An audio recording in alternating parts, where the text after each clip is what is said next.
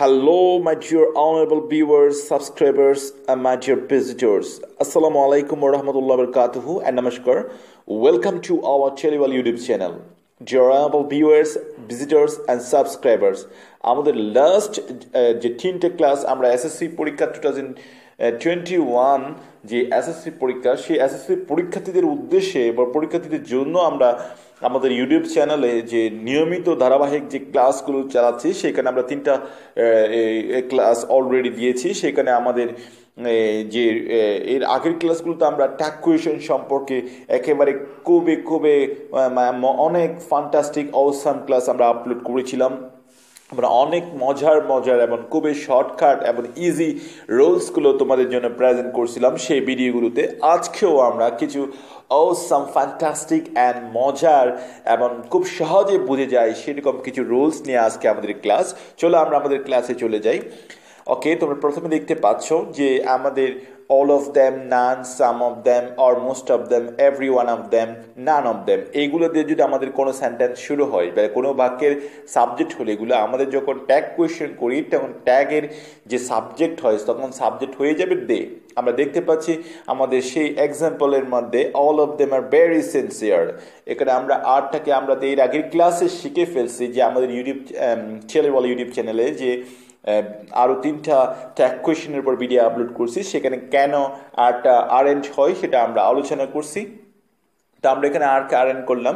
এখন আমরা ওই যে এখান থেকে যেটা শিখলাম যে আমাদের ট্যাগ কোয়েশ্চেনের বড় অংশের সাবজেক্ট যখন অল অফ দেম বা none of them, some of them, most of them, every one of them বা নান অফ দেম হবে, তখন আমরা ট্যাগ করার সময় আমাদের কি করতে হবে, অপারেটর অর অক্সিলারি ভার্বের পরে যে সাবজেক্ট আনে তাকে দে করতে হবে। ঠিক আছে, তাহলে আই এম শিওর তোমরা একটা ফ্যান্টাস্টিক একটা ধারণা পেলা এই রোল থেকে। ওকে, চলো আমরা একটা নেক্সট রুলে চলে যাই।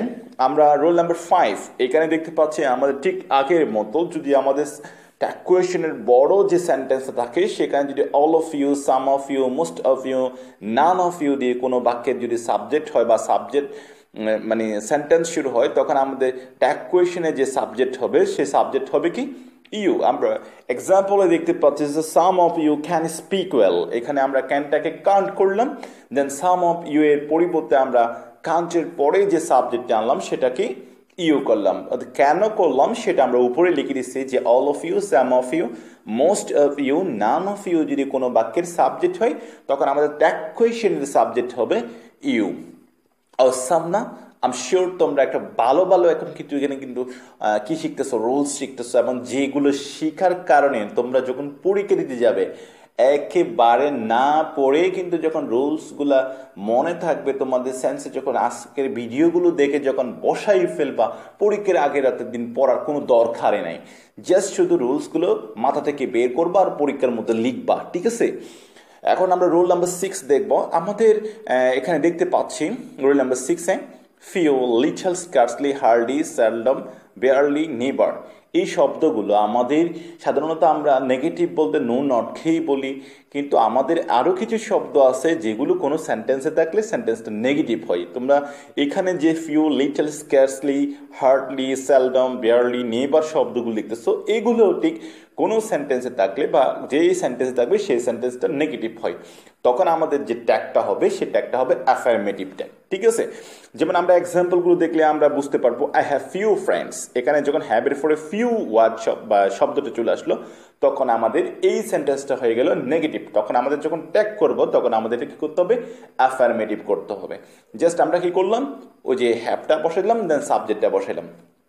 এর পরের এক্সাম্পলও আমরা দেখতে পাচ্ছি there is little water in the glass, আমরা কি করলাম যখন ইজের পর লিটল দেখলাম আমরা ধরে নিলাম এটা নেগেটিভ, কারণ আমরা ধরে নিব না, আমরা জানছি কিছুক্ষণ আগে যে few, little, scarcely, hardly, seldom, barely, never এই শব্দগুলো যখন কোনো আমাদের সেন্টেন্সে থাকবে সেই সেন্টেন্স নেগেটিভ। সো আমাদের এখন ধরে নিতে হচ্ছে না, আমরা এখন শিওর নিশ্চিত হলাম যে there is little water in the glass sentence negative, so আমরা ইজকে ইজে বসাই দিলাম দেন সাবজেক্ট দেয়ারটা বসাই দিলাম। ঠিক আছে, আই এম শিওর তোমরা খুব মজা পাচ্ছ ক্লাসগুলো দেখে এবং তোমাদের খুব ভালো লাগতেছে। এরপরের রুলস দেখো, আমরা রুল নাম্বার 7 আমরা দেখতেছি put, cut, read, cast, spread, hurt, beat, hit, এই ভার্বগুলার এই ভার্বগুলোর সবচেয়ে যে মজার দিকটা সেটা হলো এই ভার্বগুলোর present past and past participle form একই ধরনের। এদের প্রেজেন্ট ফর্ম হলো একই স্পেলিং, ফার্স্ট পার্টিসিপল হলো একই স্পেলিং, ফার্স্ট ফর্ম হলো কিন্তু একই স্পেলিং থাকে, যার কারণে কিন্তু আমাদের একটা প্রবলেমের মধ্যেই আমরা পড়ে যাই, হেজিটেশনে পড়ে যাই। So be careful while making take off those verbs. এই ভার্বগুলোর যখন ট্যাগ করতে যাবো আমাদের একটু খুব কেয়ারফুল হতে হবে। তো আমি তোমাদের একটা ক্লু দিই, যদি এই শব্দগুলোর আগে, ভার্বগুলোর আগে যদি তোমরা হি, শি, ইট বা কোনো নেম, কারো নাম দেখো, তখন এই আমাদের যদি সিম্পল প্রেজেন্ট টেন্সে হয়, এই হি, হি, ইট এবং কোনো নেমের পরে যদি এই শব্দগুলো বসে সিম্পল প্রেজেন্ট টেন্স হলে অবশ্যই অবশ্যই ভার্বের সাথে এস বা ইয়েস যুক্ত হতে হবে। যদি এস বাই এস যুক্ত হয় তখন সেটা প্রেজেন্ট ফর্ম। আর যদি হি, শি, ইট বা কোনো নেমের পরে এদের সাথে যখন এস বাই এস দেখবে না, তখন তোমরা অবশ্যই এটা ধরে নিবে এটা ফার্স্ট ফর্মে আছে।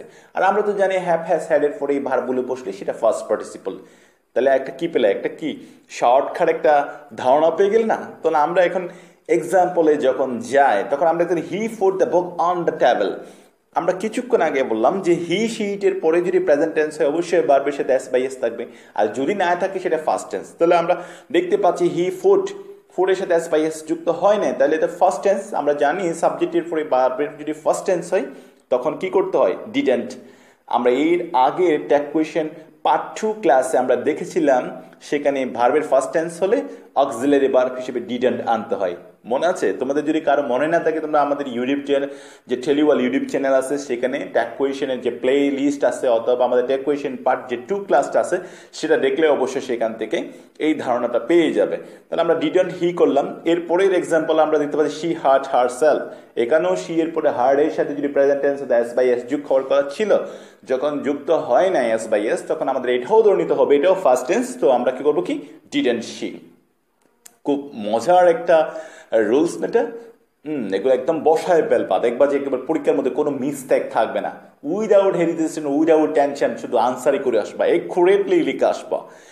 এরপর রোল নাম্বার 8 আমরা ইম্পারেটিভ সেন্টেন্স। আমরা তো ইম্পারেটিভ সেন্টেন্স চিনি, আমাদের সাধারণত ইম্পারেটিভ সেন্টেন্স বললে আমরা মেইন ভার্ব দিয়ে যে সেন্টেন্সগুলো শুরু হয়, আমাদের মূল ভার্ব বা মূল ক্রিয়া দিয়ে যে সেন্টেন্সগুলো শুরু হয় সেগুলোকে আমরা ইম্পারেটিভ সেন্টেন্স বলি। ঠিক আছে, যেমন open the door, shut the door, এইগুলা। তা আমরা দেখতে পাচ্ছি আমাদের যদি ইম্পারেটিভ সেন্টেন্স দিয়ে কোনো সেন্টেন্স শুরু হয় সেই সেন্টেন্সগুলো ট্যাগ করতে আমাদের কি করতে হয়, উইল ইউ অথবা ওন্ট ইউ, ক্যান ইউ বা খান্ট ইউ, কুড ইউ আর কুডন্ট ইউ আমরা পাঠাতে পারি। তো আমরা ব্যবহৃত হবে এক্সাম্পল আমরা দেখতে পাচ্ছি ওয়েট হিয়ার আ মোমেন্ট। তো আমরা এটা ট্যাগ করছি কি, উইল ইউ করছি, ওন্ট ইউ করতে পারি। ঠিক আছে, তাহলে এখানে আরো একটা মজার তোমরা কি পেলা, রুলস তোমরা শিখতে পেলা। এরপর রুল নাম্বার 9 যাও, ইম্পারেটিভ সেন্টেন্স। আমাদের ডোন্ট বা ডু নট ডিউ আমাদের কি হয়, ইম্পারেটিভ সেন্টেন্স শুরু হয়, তখন আমরা করবো কি, আমাদের যদি ডু নট বা ডোন্ট দিয়ে শুরু হয় তখন আমরা সেখানেও কিন্তু উইল ইউ করতে পারি। তোমাদের আরেকটা ইম্পর্টেন্স কথা বলি, আমাদের অনেক সময় ডু নট বা ডোন্টের আগে প্লিজ বা কাইন্ডলি শব্দগুলো থাকতে পারে। আমাদের প্লিজ বা কাইন্ডলি দিয়ে শুরু হলেও ডোন্ট থাকলে সেটা আমরা উইল বা উইল ইউ করবো। ঠিক আছে, আরো একটা মজার রুলস তোমরা এখানে শিখলা। এখন আরেকটা রুলস দেখো, আমাদের এই rule number 10 imperative sentence let's বা লেটাস দিয়ে যদি আমাদের কোনো সেন্টেন্স শুরু হয়, একেবারে শুধু মনে রাখবা লেটস বা লেটাস, দেখছো ট্যাগ করার সময় শ্যাল উই বসাই দিবা। আমরা এক্সাম্পল দেখবো, let's have a rest now shall we, let's do the work shall we, let us discuss the matters. আমাদের বাকি সব কিছু চিন্তা করতে হচ্ছে না, জাস্ট আমরা প্রথমে দেখবে লেটস বা লেটাস আছে কিনা, লেটস বা লেটাস দেখছি আমরা শ্যাল উই বসাই দিব। ঠিক আছে, তবে রোল নাম্বার 11 এর মধ্যে তোমরা দেখতে পাচ্ছ একটা জিনিস মনে রাখবা, ইম্পারেটিভ সেন্টেন্সে যদি লেট হিম, লেট হার বা লেট দেম থাকে বা লেট ইউ থাকে বা লেট মিও থাকে, আমাদের এগুলো দিয়ে যদি শুরু হয় তখন আমাদের কিন্তু আর শ্যাল উই করলে হবে না, আমাদের কি করতে হবে, কি উইল ইউ। তোমরা এক্সাম্পল দেখতে পাচ্ছ, let me do the work will you, let them play here will you. Dear student, I am sure তোমরা আজকের ক্লাস থেকে যে রুলসগুলো শিখলা অত্যন্ত অত্যন্ত গুরুত্বপূর্ণ রুল, তোমরা এগুলো বেশি বেশি প্র্যাকটিস করবা। আই এম শিওর তোমরা পরীক্ষার মধ্যে অনেক অনেক ভালো করবা। Thank you so much for watching my